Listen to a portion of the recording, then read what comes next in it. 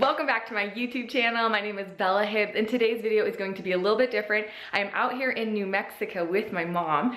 For those of you who don't know, I am a casting director in Arizona, and my mom is a casting director here in New Mexico, and we are going to the New Mexico Film and Media Conference where Faith will be speaking on a panel of other agents and other casting directors. So I'm going to film that for this video. Okay, I'm gonna tell you one tip right off the bat of how to get a casting director to like you and or notice you, and it's super simple. All you gotta do is subscribe to my channel below, and I'll love you forever. We're going to get right to it. We have a lot to cover this morning, and I wanted to make sure that we have time, so I'm going to keep hustling things along. Mitchell & Associates Talent, Lynette O'Connor, the O Agency, Tina Presley-Barrick, Presley Talent, and Melissa Moorhead, MGR Talent. And to my right or left, Joanna Bolden Casting, Angelique Midthunder, Midthunder Casting, Faith Hibbs Clark, Good Faith Casting, and Catherine Brink Casting. This is the question: who determines which roles will be cast in New Mexico versus competing markets like LA? Sometimes it's us. Sometimes the producers will say, do you think we have this here? And we better be honest about that. Sometimes it's LA casting, and they will have already cast the role or seen people there, and sometimes it's the producer. Who makes the final decision about casting an actor? Director, network, producers, casting director, and you've addressed that. I do, so buy me wine. Not cheap wine either. No, good French wine. Red, thank you. No, I mean, obviously we have some say in the process. Obviously we decide who comes in for the roles. Also, we have some say in who we present to the director.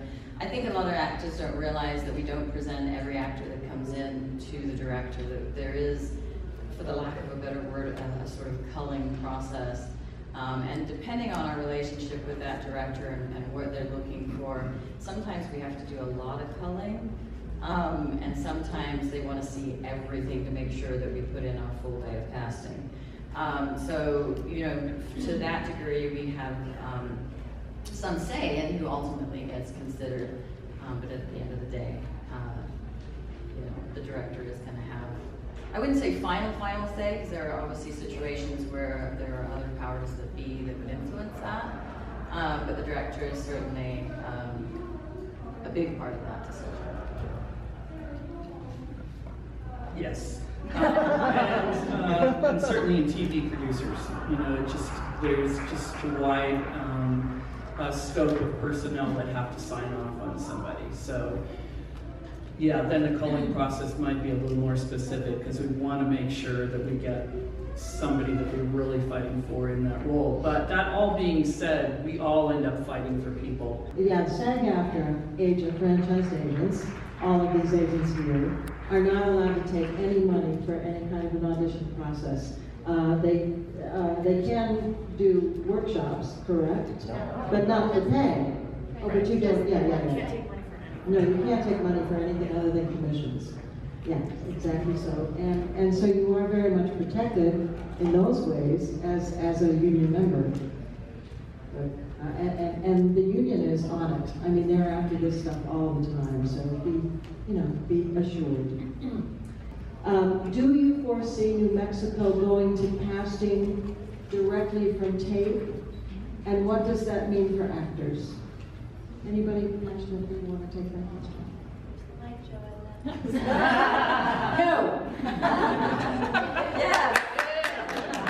You still need a casting director to pick who gets to audition for the role. And also, we're not casting people, casting managers, casting agents. We are casting directors. And there is something that you get from us. Maybe we have some knowledge about the role.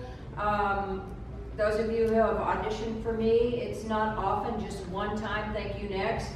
We actually give you some feedback and try to help you get a better audition.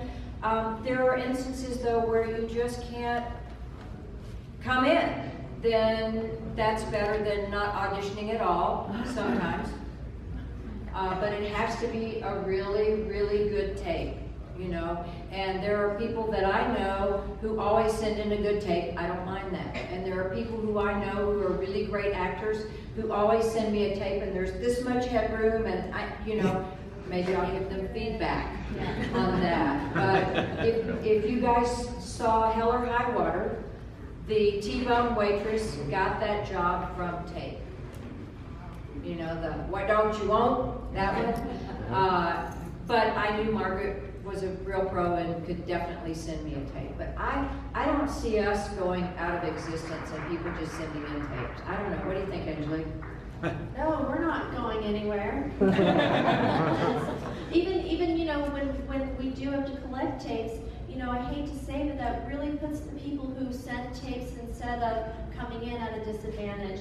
I mean, Joetta pretty much covered it, but your tapes are, sorry, never the quality of ours unless you go to a professional. And there's also, like she said, we give you feedback, we give you direction or redirection if you need it. I mean, I had somebody last week that sent me a tape that grossly misinterpreted the dialogue because they didn't have the backstory, or we know what the directors are wanting us to find so we can help, you know, get you there if that's what you need. So, you know, then there is like the next level of that where it's like, okay, now the directors are looking at our tapes, and maybe there's no callback process, especially television, things that move quickly. But so we'll call that casting off tapes. You know, they're casting off our tapes though. So that happens from time to time. But you know, still there are directors that bless their hearts because it's so much fun for us, the callback process, where they still don't want to cast off even our tapes. They want to meet the people, and you know, I've worked with directors that are like, I don't even care about the performance. I've seen the tape. I just want to see what they're like in the room. I think that, I mean, it's a luxury, and I think that unfortunately, anytime you have a luxury, you tend to abuse that luxury. And so I would just caution actors, because I do want to continue to have a job, but I would caution actors to not use it as a fallback. You know, you just don't feel like auditioning that day, and so, oh, well, I'm going to ask if I can self-tape, or you don't want to come back from Rocky Point yet, so ask your agent if you can self-tape. It's never going to be as good as being in the room with one of us, because this is what we do. This is what we do to make you look better. Everything from how we capture you on camera, to the sound, to making sure that you're uploaded in a certain way. And of course, all the redirect that we... The issue of scam audition notices. What are they, and how can actors determine what's for real and what isn't? And why don't we start with our agents? And we'll move to you guys. I can't even remember. Just I love this question so much because I get so many questions about this every week because there are so many nefarious people out there. And my answer is always, if they're not going through a local casting director and they're not going through the local agents, it probably is a scam. And that's not to say for like independent filmmakers that are doing things. I'm talking about people that are wanting you to take their classes for thousands of dollars and take their headshot packages and to send you to Orlando, Florida for a shine jazz band kind of thing for your kid. You know, things like that make me so angry because they're making their money off of you and your desire and your intense desire to do this might sometimes cloud your check, your ability to, your willingness to pay for something. If you have to pay for it, it's a scam. That's all I have to say.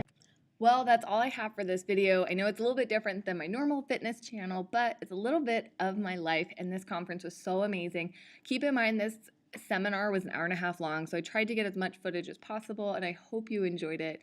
Be sure to like and subscribe to my channel, and I'll see you back next week with a full workout.